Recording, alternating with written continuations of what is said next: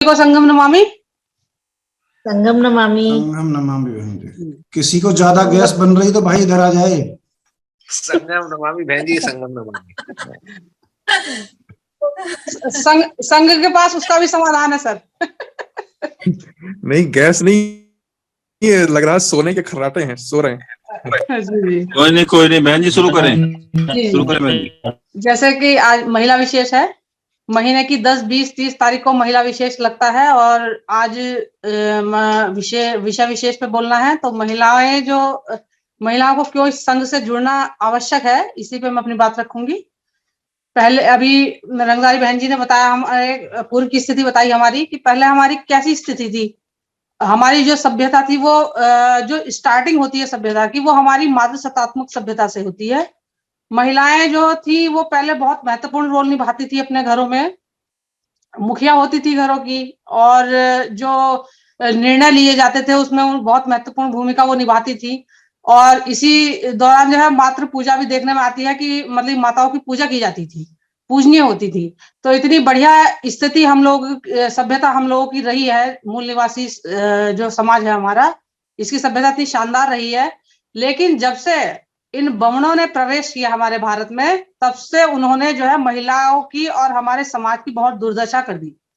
महिलाओं की स्थिति बहुत बिगड़ी इस दौरान, क्योंकि जितनी भी महिलाएं थी सब यही की थी, कोई भी महिला उनके साथ नहीं आई थी। तो इसलिए उन्होंने उनका जितना मन करा अत्याचार करने का, उन्होंने उतने अत्याचार महिलाओं पे किए। उन्होंने महिलाओं को पाखंड में फंसाया, उन्हें धर्म का भय दिखाया और उन्हें अपना मानसिक गुलाम बनाया। मानसिक गुलाम बनाया तो जब महिलाओं को मानसिक गुलाम बनाया तो पीछे पीछे उसका परिवार, उसके बच्चे भी उसका मानसिक गुलाम बनते चले गए।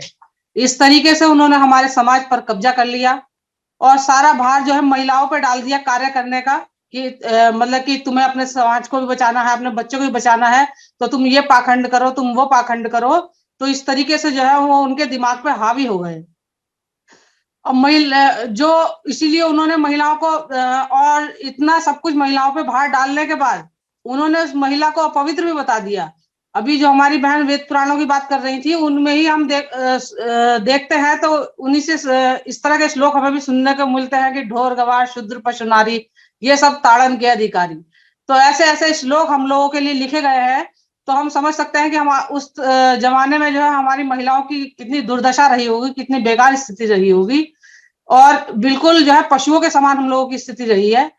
लेकिन जब से बाबा साहब और जब से हमारे जो है और महापुरुष हुए, जैसे ज्योतिबा फुले हुए, सावित्रीबाई फुले हुई, या सम्राट अशोक हुए, जब से ये लोग आए, बुद्ध आए, तब से जो है हम लोगों की स्थिति सुधरी।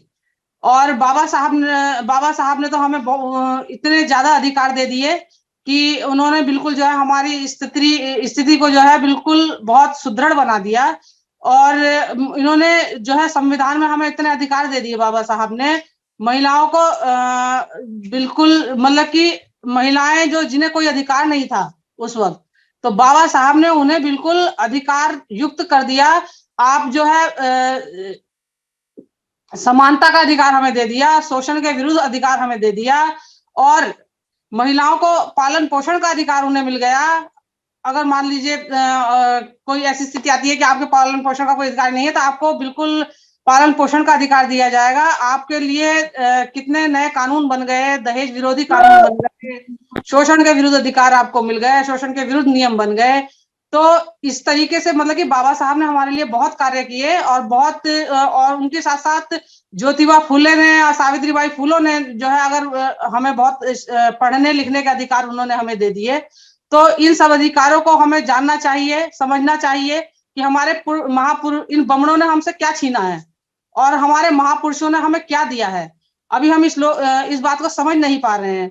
जितने भी हमारे विद्वान साथी हैं वो सब जो पढ़े लिखे हैं, जो बाबा बुद्ध को और बाबा साहब को समझ गए हैं, ज्योतिबा फुले को समझ गए हैं, अपने महापुरुषों को समझ गए हैं, वो इस बात को समझ रहे हैं। लेकिन अभी जो हमारा समाज पीछे छूटा हुआ है, जो इस बात को नहीं समझ रहा है, वो अभी उन्हीं पाखंडों को धोने में लग रहा है। तो हमें जो है अब करना यह है कि जैसे जैसे हमारी जो महिलाएं इसमें जुड़ गई हैं, वो अपने आसपास के क्षेत्रों में, अपने गाँव में, गलियों में जाके जो है अपनी महिलाओं को इस बारे में समझाएं, इस बारे में उन्हें बताएं, अपने महापुरुषों की विचारधारा को बताएं, ताकि हम जल्दी से जल्दी जुड़ सकें। और क्योंकि जैसे बमनों की महिलाएं जुड़ती हैं, वो क्या करती हैं, वो कीर्तन और भजनों और इनके और कार्यक्रमों के जरिए जो है जुड़ती रहती हैं। लेकिन हमारे पास जुड़ने का एक नया माध्यम आया, हमारी संगति, हमारा ये जो पोर्टल है, जो 8 से 11 रोज हम डेली जूम मीटिंग करते हैं, तो हमारे पास तो उससे भी अच्छा माध्यम है, हम लोग लगातार रोज जुड़ सकते हैं आपस में। और क्योंकि जब हम 50% हिस्सेदारी की बात करते हैं, जब हम 50% प्रॉपर्टी में हिस्सा पाते हैं, 50% आप सफर में भी जा रही हैं, तो आप बस में भी जा रही हैं, तो वहां भी आपके लिए सीट आरक्षित होती है। और हर कार्य में जो है आपके लिए 50% हिस्सेदारी की आप बात करते हैं, घर में 50% हिस्सेदारी की बात करती हो, तो आपको जो है कार्य करने में भी, समाज का मिशन का कार्य करने में भी हमें 50% हिस्सेदारी निभानी पड़ेगी। तभी हमारा मिशन बचेगा, तभी हमारा समाज बचेगा। और हमें जितना जल्दी हो सके दूसरों के इस पाखंड को ढोना बंद कर देना चाहिए, क्योंकि जितनी परसेंटेज हमारे समाज की महिलाओं की है जो इसे ढो रही हैं, जिस दिन वो इसे ढोना बंद कर देंगी, इनका धर्म जो है धड़ाम से गिर जाएगा। तो हमें कुछ करना नहीं है, किसी के धर्म को गलत नहीं बताना है, किसी को कुछ हमें कटाक्ष नहीं करना है, बस हमें अपने धर्म को लेकर चलना है। जो हमारी बुद्ध की संस्कृति थी, जो हमारी संस्कृति है, हमारी मूल संस्कृति है, हमें उसे आगे लाना है, उसे बढ़ाना है। तो जब हम उसे आगे बढ़ाएंगे, प्रत्येक महिला जब उस संस्कारों को और उन कार्यक्रमों को करेगी, तो दूसरे के धर्म जो है वो खुद ही पीछे हो जाएगा, वो खुद ही जो है अल्पसंख्यक उसमें आ जाएंगे। क्योंकि अभी तक क्या है, अभी तक हम लोग उसे ढो रहे हैं, हमने बढ़ावा दिया है, हम महिलाएं जो है उनके पाखंडों को ढो रही हैं, तो इसलिए उनका धर्म जो है वो फल फूल रहा है।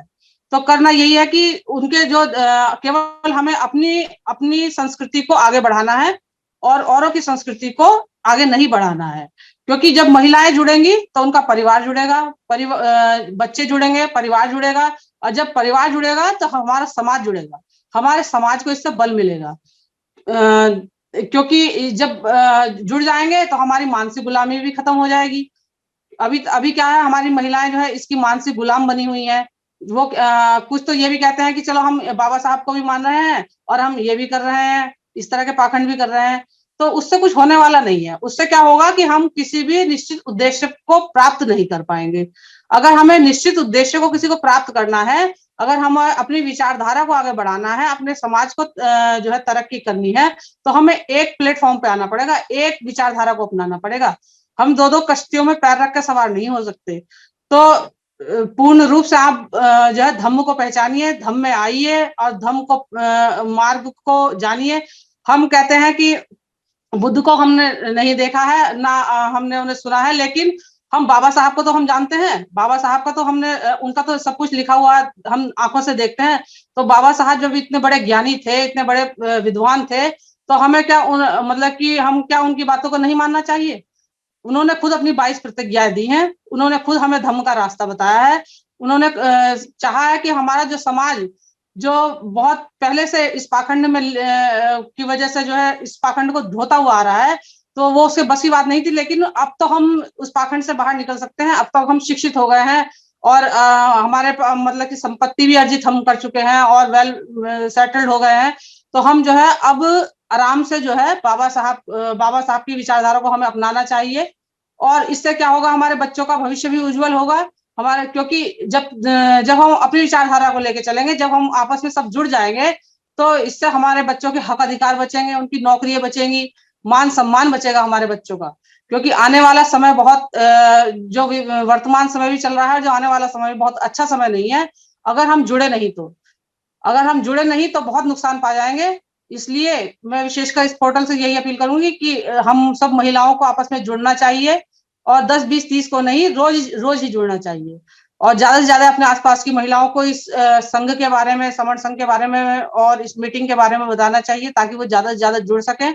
और हम लोग गांव की ओर भी रुख करें। जो हमारे समाज अभी इस विचारधारा को नहीं जान पाया है, अभी जो बाबा साहब, गाँव में कुछ लोग ऐसे भी हैं जो अभी बाबा साहब के नाम तक को नहीं जानते हैं, उनके कार्यों को नहीं जानते हैं। तो उन्हें सब वो बताने की जरूरत है, क्योंकि वो कहीं ना कहीं अशिक्षा जो है इसका जिम्मेदार रही है। क्योंकि वो लोग शिक्षित नहीं हुए हैं, उन्होंने कभी सुना नहीं है अपने महापुरुषों के बारे में। तो हम लोगों का एक कर्तव्य है कि हम लोग जाकर जो है उन्हें घर घर जाकर इस बात को, बाबा साहब की विचारधारा को, बुद्ध की विचारधारा को आगे बढ़ाएं, उन्हें बताएं और उन्हें समर संघ में जोड़ें। क्योंकि हम जन्मजात समर संगी हैं, हम कोई नए समर संगी नहीं है, हम पुराने भाई बहन हैं। तो हम लोगों को आपस में जुड़ना है और जोड़ना है, क्योंकि जिद है जुड़ने की। जब जुड़ेंगे तब जीतेंगे, जितना जुड़ेंगे उतना जीतेंगे, और जहां जहां जुड़ेंगे वहां वहां जीतेंगे। जैसे जैसे जुड़ेंगे वैसे वैसे जीतेंगे। जो जुड़े हैं वो ही जीते हैं। अभी जुड़ोगे तो अभी जीत जाओगे, और 100 साल बाद जुड़ोगे तो 100 साल बाद जीतेंगे। इसलिए जुड़ो, जीतो, जंग है, जिद है जुड़ने की। संगम नमामि, संगम नमामि, संगम नमामि।